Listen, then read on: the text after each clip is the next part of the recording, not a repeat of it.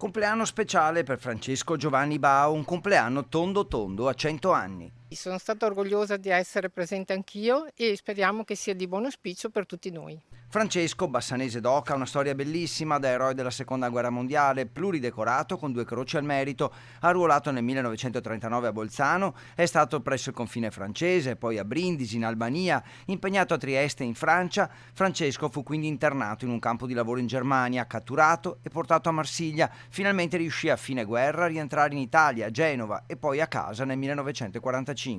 Oggi l'amministrazione di Bassano del Grappa ha festeggiato il signor Francesco Giovanni Bao, un altro centenario tra di noi. Questo signore che ha raggiunto questo importante traguardo è stato festeggiato dai parenti, dagli amici e vicino a lui la moglie Elide. Ha festeggiato con la moglie Elide, che ha compiuto da poco i 96 anni. Sono sposati da oltre 73 anni e la festa con i nipoti si è svolta a casa dopo che un amico sacerdote ha celebrato una messa molto emozionante. Tanti auguri, signor Francesco.